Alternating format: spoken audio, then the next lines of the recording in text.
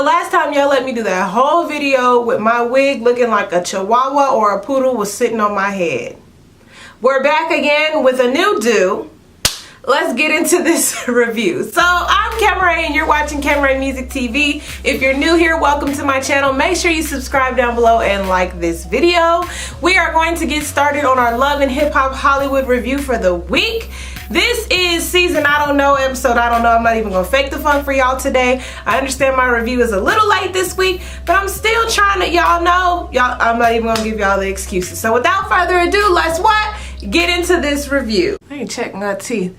Any lipstick on there? You know, lipstick have a tendency to get on your teeth. Nope, I'm good. All right, let's get into this review. Love and Hip Hop opens up with the rest of the fight between the Andersons and the Bentleys, A1 Bentley. His family against Lyrica and her mama, and it's more cheers, more food flying, and A1 eventually tells his family, look, she's pregnant.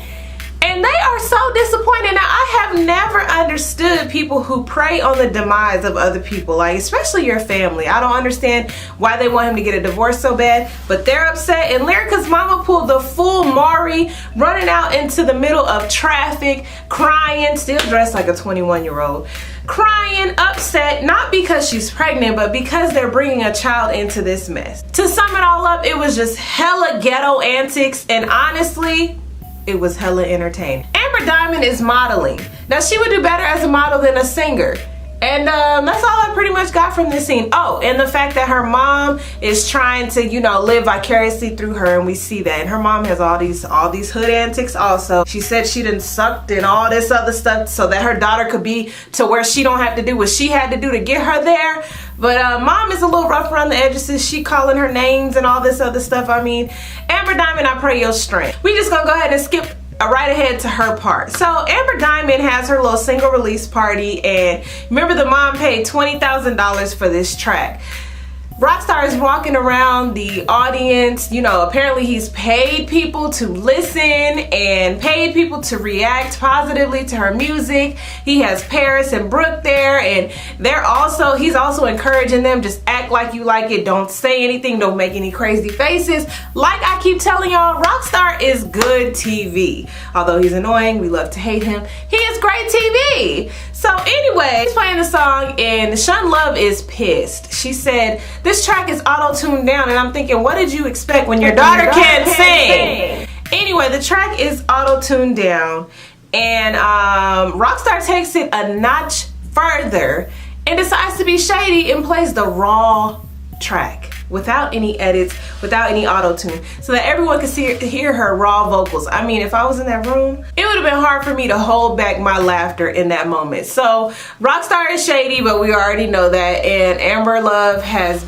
Diamond, Amber Zirconium, has been outed. Tierra Marie meets up with Nicki in Paris, and Paris has got so much tea for this girl, and Tierra Marie honestly looks shocked, surprised, like she didn't know anything about the girlfriend and the wife. Paris looks ride or die, and Nicki just does not. So they meet up at this house, look like Airbnb, okay?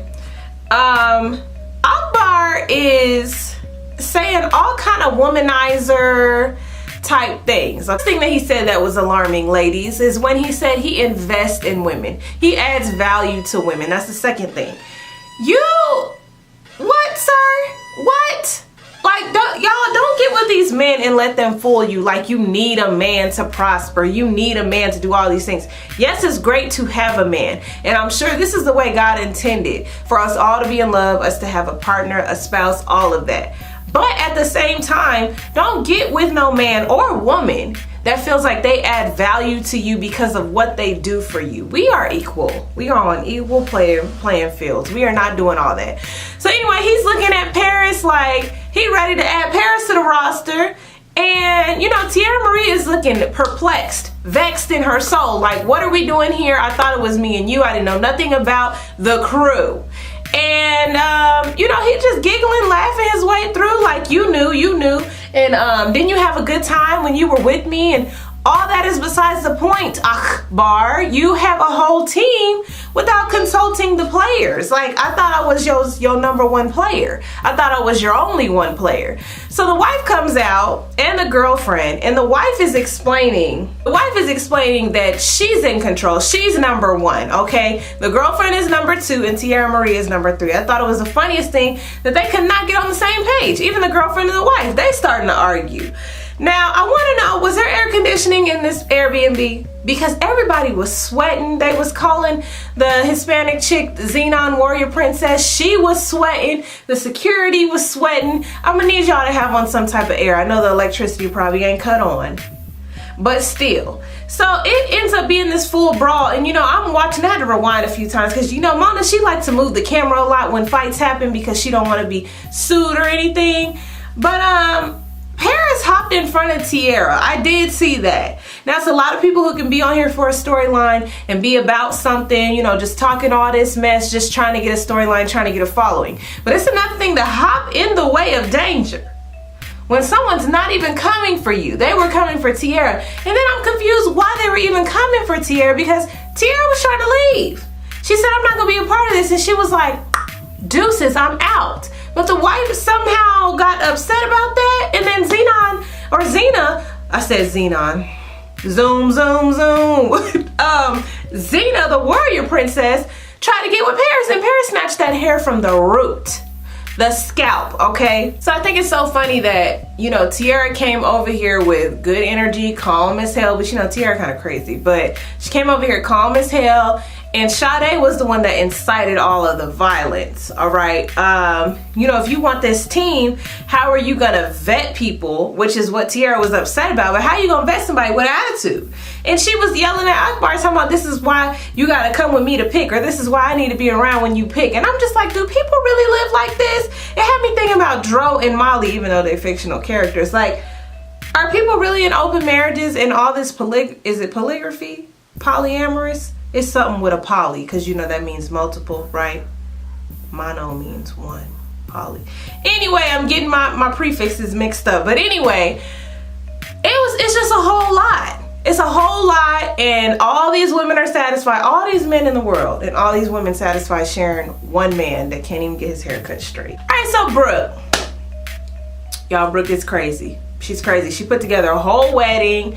She's in black, a see-through black lingerie thing all the way down to the bottom, sleeves and all floor length, but see-through. She looks good. Brooke always looks good. Mad props to Brooke.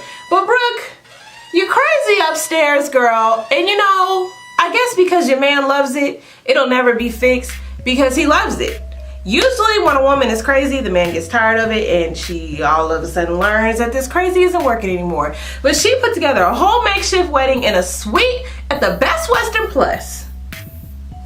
And both mamas is there, Bridget is there. Marcus walks in with roses. He thinking he about to get ready for some dinner or something. And they had a whole wedding. And Brooke almost looked crazy. Like crazier, as if, you know, saying like embarrassed because you put together this whole thing and you thought he was just gonna roll with it. And then, you know, it ended up ending okay because he ended up proposing to her. So from what I can see, it looks sincere. You know, I'm very happy for them, but that crazy, that's gonna have to be checked. It's not cute, sexy, nor funny. Actually, it is kind of funny because it's on TV, but in real life, I need her not to be that way. So, of course, they're real life engaged now. My question is why Brooke feels the need to throw it in Lyrica's face later on, as if you ain't learned. Like, you could have easily not been here if you would have continued with your antics, because, you know, he really didn't want to get married. What if he didn't have that ring in there ready to marry you or ready to pop the question? Sorry. So honestly, you just got by, bro. I was just thinking, like, when he kept saying, you know, you're taking steps away from me, this is my job. What about the flower girls? What about our moms in dresses? I never thought that men thought about that, but it was endearing to hear him say that. Like, you're taking steps away from me. I want something big for us. I want you to be able to do this and have the things that you want. Have a flower girl come before you and have the organ played and the wedding march. And by the way, I'm not having the wedding march played at my wedding. But all these different things, like, that he was mentioning, that just kind of made me just touch my heart more, like, oh, he really cares about her. So anyway, they're engaged. congratulations, woo. So this Lyrica, Safaree, A1, Ray J, Princess, K Michelle mess. Who did I leave out? Marcus and Brooke, but they just happen to just be bystanders with popcorn there. So there's some dinner that Lyrica and A1 invite Ray J and Princess to. You know, Princess is excited because she hasn't been able to come out the house because she's on bed rest, which I'm still confused why she left the house because she's on bed rest. You know, she got an attitude about the pickles because she only eats pickles and pickle juice before 10 o'clock a.m., which I've never been pregnant, so I don't even understand. But okay. And, you know, Ray J's saying that Princess is telling him keep it to himself. They just want to have a nice dinner. But he's saying he got to confront Safaree.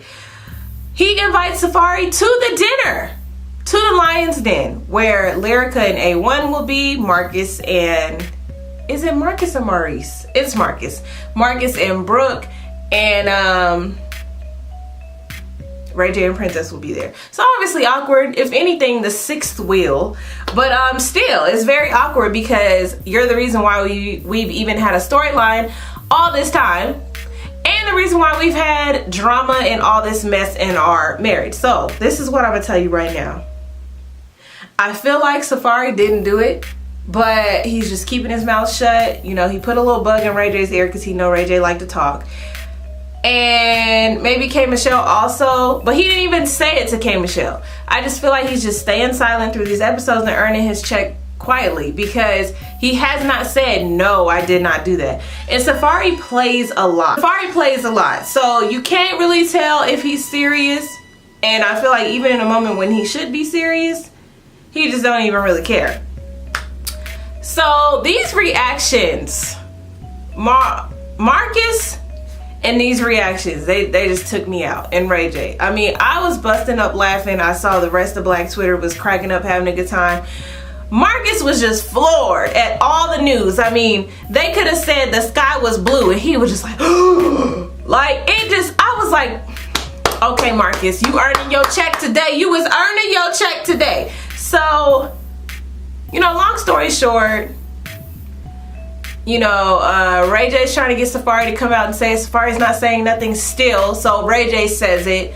That's when Marcus has his crazy floored reaction. You know, Lyrica announces she's pregnant, all this other stuff I'm skipping around. But Lyrica, Princess, and Brooke had excused themselves to go to the ladies' room or whatever. They kept Princess back there because she's pregnant. She don't need to be around for all the drama.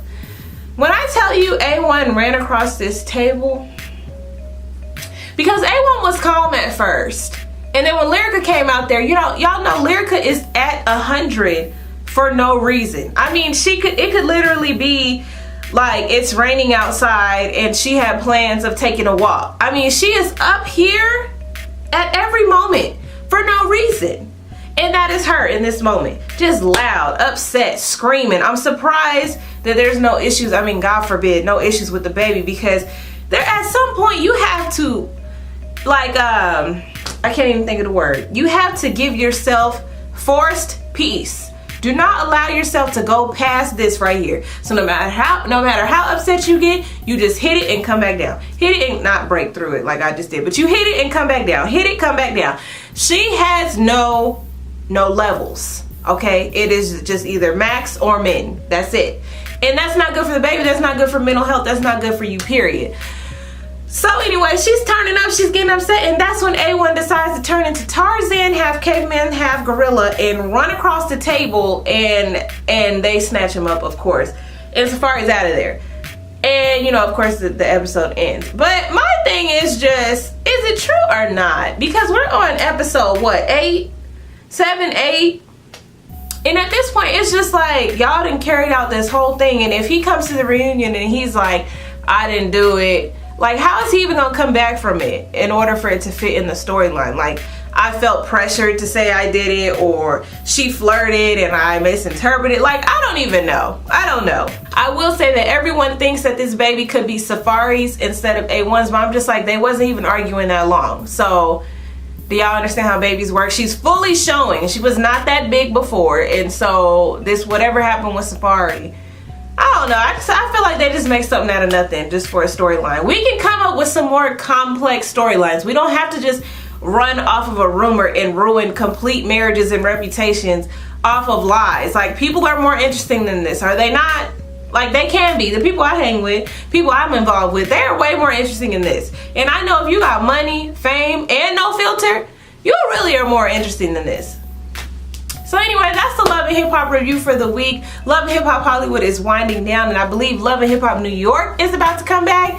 Super excited for it. I wonder if they're gonna come out with that Love and Hip Hop Houston, or Love and Hip Hop NOLA, or Love and Hip Hop Chicago. As time goes on, I'm just wondering, is New York gonna taper off? I've been hearing a lot of drama in the news about Love and Hip Hop New York, so I'm wondering if that's where we're going next. I don't know, but these fabricated storylines got to go. So you guys know what to do down in the comment section. Comment and let me know your opinion about what you thought about this week's episode of Love and Hip Hop, everything that I voiced, or even some things that I missed. Make sure you subscribe to my channel down below and follow me on Instagram and Twitter at Camray Music TV. I'm Camray, and this is Camray Music TV. Redundant.